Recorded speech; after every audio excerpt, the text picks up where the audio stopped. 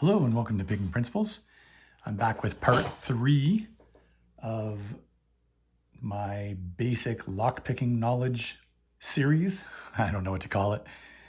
Thanks again, Saul Lopez, for your question in a previous video of mine, asking just for some explanation about the different lockpicking tools and lock types and just lockpicking in general, which is allowing me to kind of go through my stuff and share the little bit that I've learned so far in this last little lockpicking journey I've been on. So the last part of this video, I'm going to talk about two different things. I'm going to talk about hooks. I'm going to talk about tensioners, or picks and tensioners. Now, I purchased this set in this nice little case. And you can see that there are a variety of hooks and a couple of tensioners. These tensioners are called Z-bars. Different thickness ends to one another, different lengths. And they're used mostly to tension dimple locks, actually.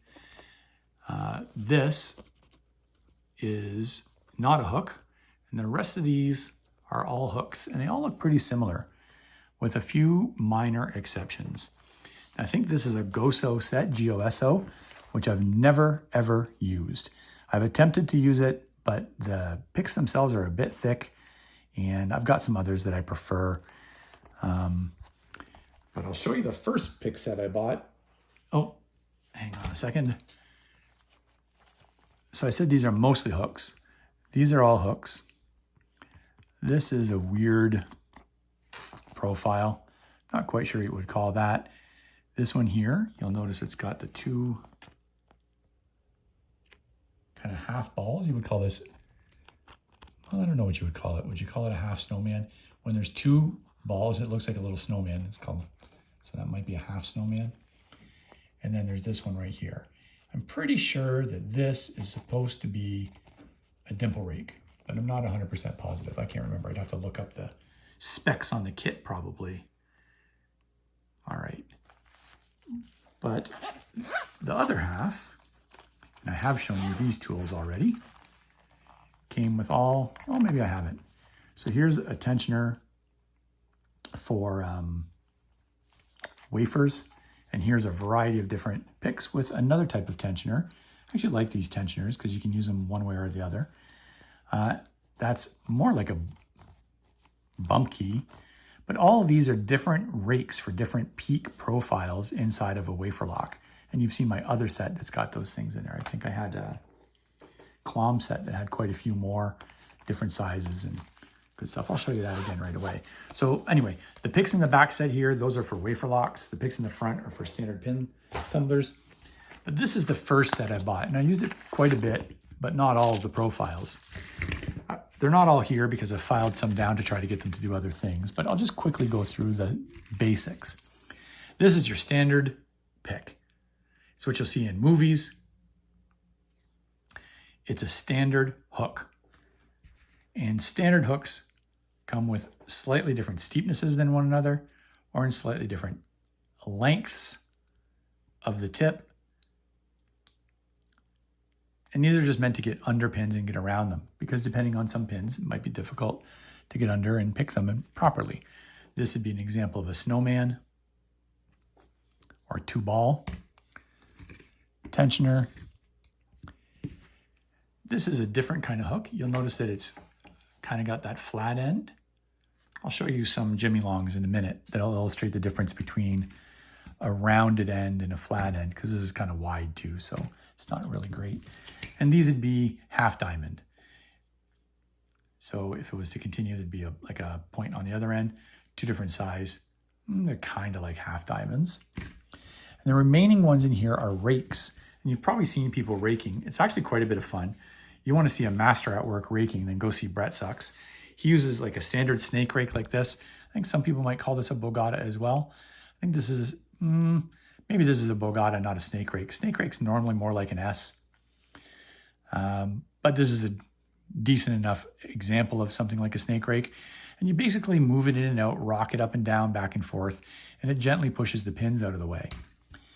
My two favorite kinds of rakes are a city rake, because you notice they kind of mimic the bitting on a key. And so when you put that in there and you rock it up and down like this in a lock, or you move it in and out and move it up and down. It's very successful. Here's another example of something like a Bogata. It's sharp peaks, maybe 2-peak rake. This is a slightly different profile. I forget the name of these. This is not a city rake, but it's, I don't know. Sorry, there's a million names and different people call them different things too. I've got my Covert Instruments tools here. So this is really cheap. I got this super cheap. It came with an acrylic lock and they're garbage, but they were super cheap and got me into it. So even though I might have spent 15 bucks on an acrylic lock and all of these, it was money well spent. Well, depending on whether you think all the money I spent subsequently on locks, especially, and different picks, is money well spent. But like any hobby, it costs money. And these got me into it enough to go down the rabbit hole and really furthered my interest. I thought, I might be interested. Let me see if I like it. I don't want to spend a bunch of money because I don't have a bunch of money. So I started with these and it was really great. I loved it. I don't use them ever anymore. And then I bought some from all kinds of places, Covert Instruments. This is a couple different purchases from Covert Instruments and some Sparrows in here too, probably. I can't recall. I think these thin ones, which are the SS Devs I got from Sparrows, they're 15 thousandths of an inch thick. And then I got some thicker 25 thousandths. And my favorite rake of all is this one from Covert Instruments. It's a 4-peak rake, and I opened so many things with this.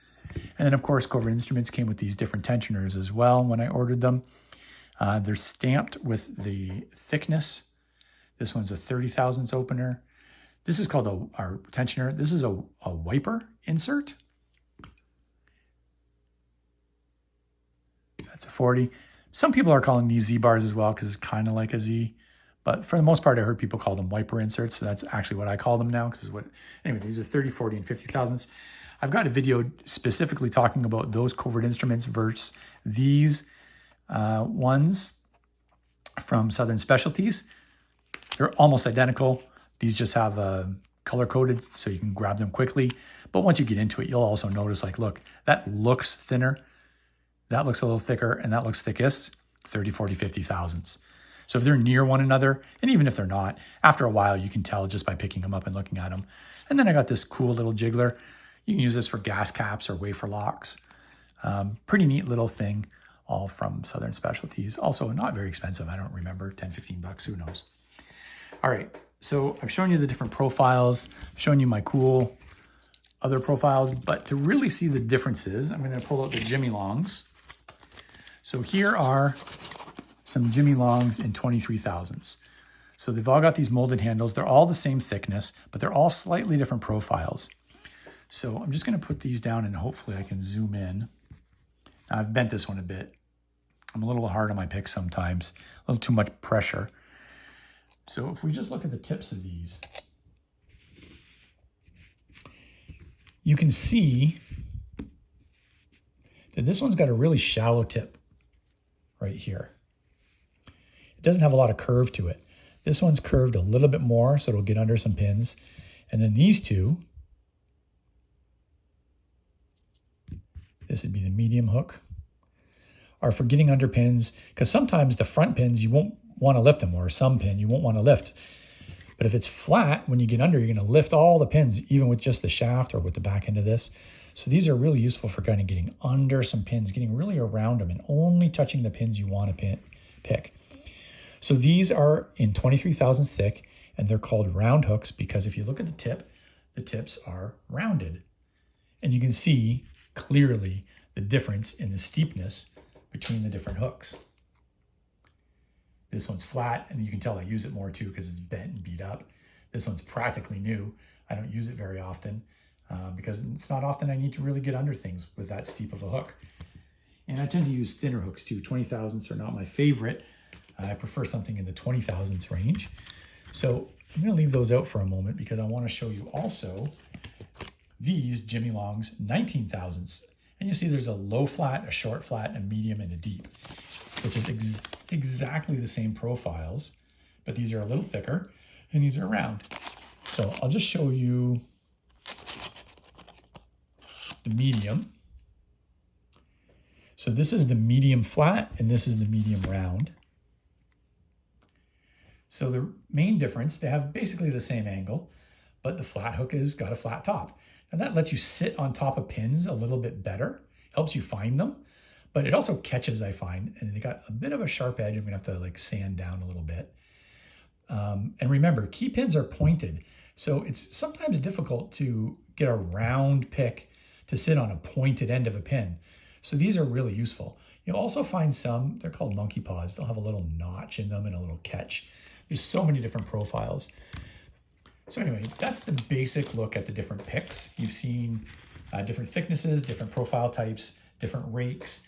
And there's also rakes for different things. I've shown you some others. This is actually a dimple rake. I showed you that one in the Goso set that I think is a dimple rake. This is a little tiny covert, hard to get out, little tiny covert instruments, dimple pick. Actually works, it's pretty good. Again, maybe not a lot of money. I don't remember what it cost. You can check it out at their website.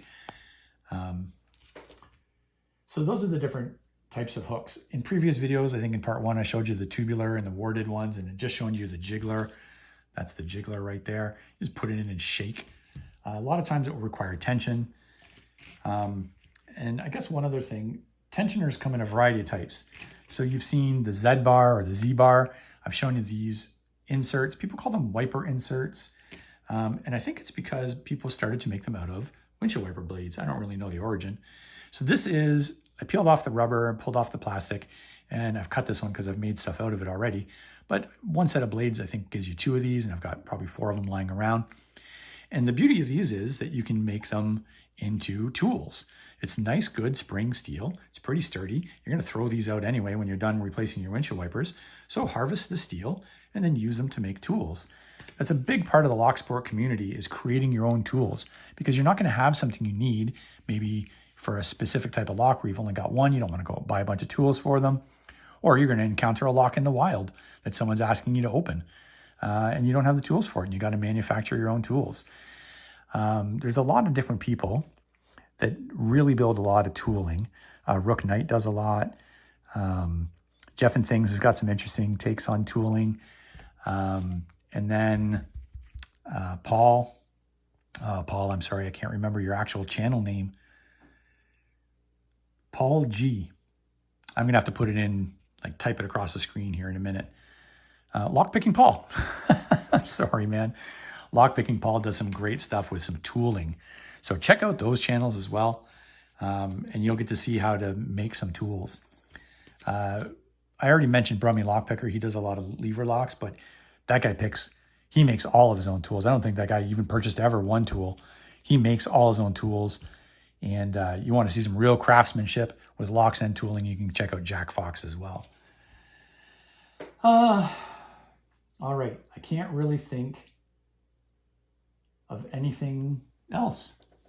So if there's some questions from anyone, not just you, Saul Lopez, but anybody on any kind of aspect of any of this, all the things you've seen, all the tools anyway, and the training locks and the mats and all that, the extra pins, that stuff probably over the course of a year has cost me a couple $100 total. Not a lot. The locks are the expensive things. But I mean, really the locks are also the fun part. So it can get expensive if you let it, but there's a lot of people out there that want to do trades or will sell you their old locks for cheap. So get into it. Check out the Discord. Check out the Lockpickers United community. I'm sure there's a bunch of others out there as well.